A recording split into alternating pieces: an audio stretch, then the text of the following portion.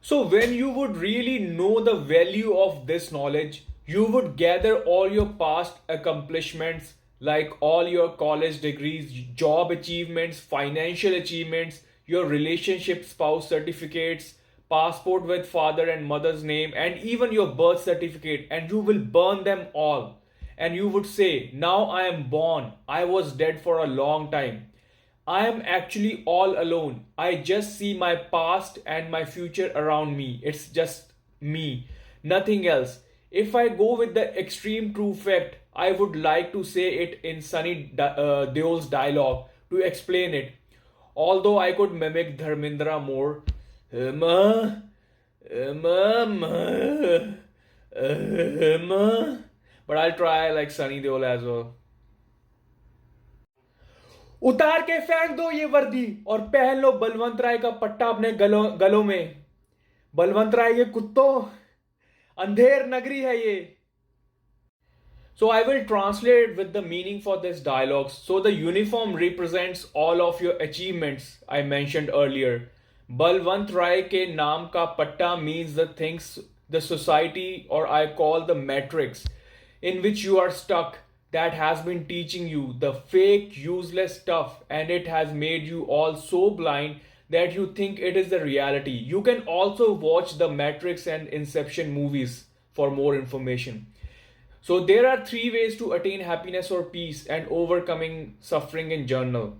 The very basic pursuit is the pursuit of karma, means the pleasure you think you will get from outside relationships with your friends, parents, spouse, or pets, or materialistic things can give you happiness.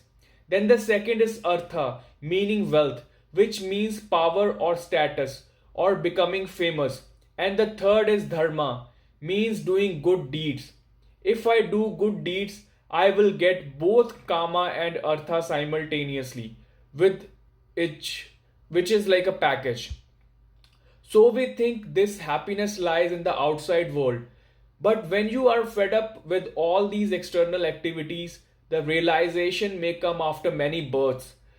Then there comes the self highest knowledge, which is Bhagavad-Gita, which is your inner knowledge. Even if you consider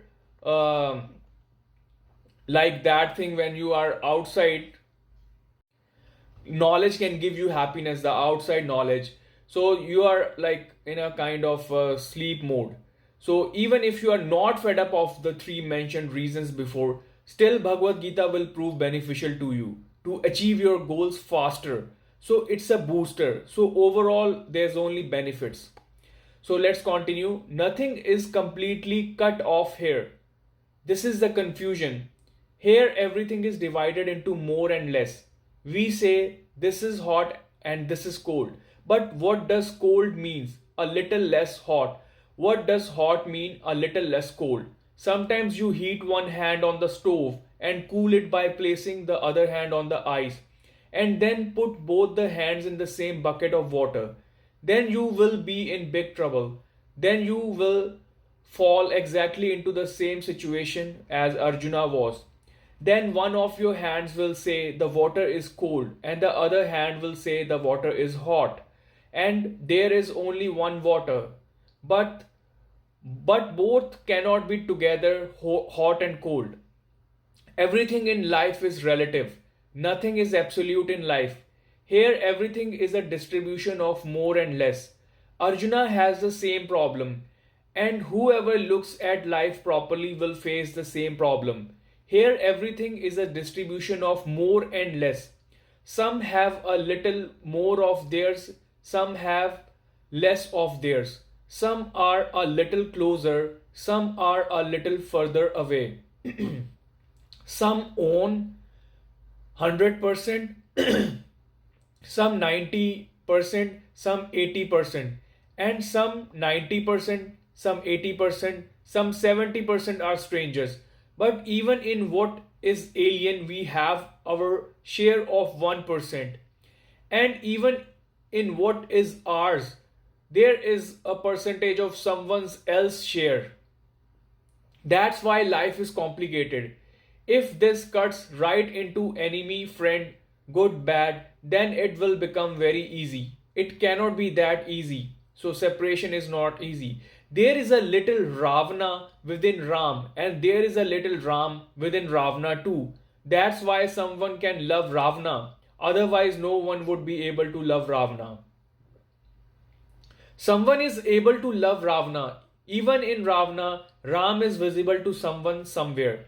Someone loves Ravana also. If someone is able to have enmity with even Ram, then somewhere Ravana is visible in Ram's enmity. Here, even in the greatest saint, there is a little sinner. And here, even in the greatest sinner, there is a little saint. Life is just a relative decision. So it's a kind of division that we see in life. If it is Arjuna's trouble that everyone is standing is his own, there is only one family. A line has been drawn through the middle. Ours are on that side, ours are on the this side. In any case, our own people will die. This pain is the pain of whole life, and this situation is the situation of the whole life. Therefore, the question for Arjuna is not a question arising only on one battlefield. It is a question arising at all places of life. So, now Arjuna is nervous. Drona is standing there, the Guru.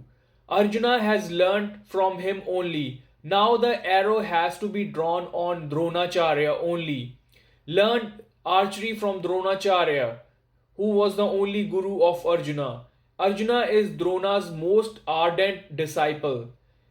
Drona has done most of his life for Arjuna. Eklavya's thumb was cut off for the sake of this disciple Arjuna. The same disciple is ready to kill Drona today. He has raised this disciple by giving his blood and sweat and has put all his art into him. Today Arjuna will draw his bow and arrow against Drona.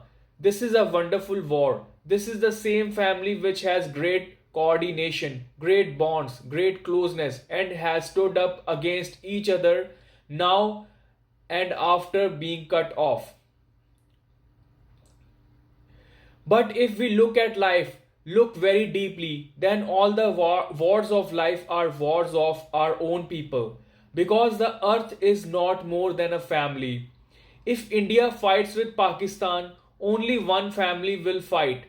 The children whom we taught, educated, and raised yesterday are there. The land which we called ours yesterday is there. Yesterday, the Taj Mahal, which they called their own and for which they would die, is here. Everything is connected here. If we fight China tomorrow, India has given everything to China.